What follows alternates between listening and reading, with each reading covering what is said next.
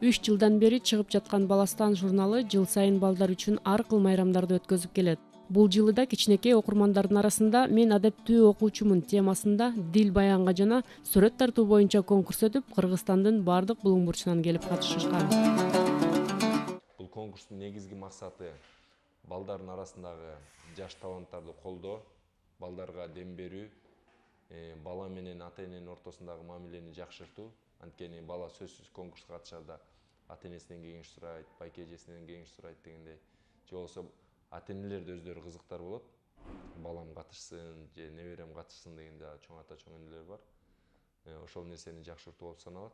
Сынакка 64 дил баян жана 60 сүрөт келип түшкөн. Катышуучулардын эң кенжеси 6 жаштагы сүрөтчү болсо, эң улуусу 12 жаштагы жазмакер жана сүрөтчү. Калыстар тобу балдар жазуучуларынан, журналисттер жана мектеп психологторунан болушкан. Биринчи айлампада 34 дил баян жана 43 сүрөтчү тандалып, экинчи айлампада 13 дил баян жана 13 сүрөт тандалып алынып, жеңүүчүлөр аныкталды. Менин бул Баластан журналынын дил баян жазуу сынагына апам Facebook баракчасынан көрүп мага сунуш кылды. Бул сынакка мен адептүү окуучумун деген темада катыштым. Дил баянда берейин деген оюм биздин мектептин алдында жакында эле 2 окуучуну сүзүп кетти. Ошонун негизинде Кыргызстанда тынччылык орноп, жол эрежесин бузгандар көбөйүп кетти. Көбүнчөсү өспүрүм балдар жабыркап жатышат. Ушуга окшогон жаман окуялар болбосо экен деген оюмду камтыган. Жыйынтыгында 2-орунду ээлеп, диплом жана планшет утуп алдым. Баластан интерактивдик журналы 2015 жылы "Менин ата энем ишкер", 2016 жылы "Менин кесибим, менин келечегим" аттуу темада конкурс өтүп, анда да ар кыл катышуучуларга түрдүү белек бечкектер тапшырылган.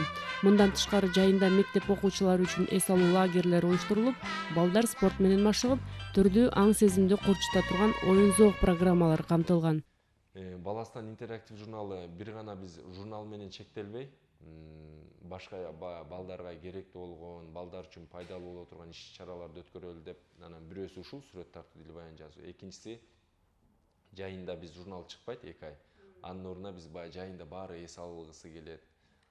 Анан ошо балдар эс алсын деп атайын лагерь уюштурабыз. Көлдүн жээгинде атайын. Былтыр күнүмдүк лагерь деп Бишкекте да уюштурдук, андан кийин Көлдө да уюштурдук, кадимкидей лагерь. Ал лагерге келишсе болот биз аркылуу. Лагерь биздики башка лагерлерден айырмаланып, билим берүү лагери. Анда балдар жөн эле көлгө түшүп эс алышпай, спорттук оюндарды ойношот, китеп окушат, менталдык арифметика, акыл эс оюндары деген бар, англис тил сабактары.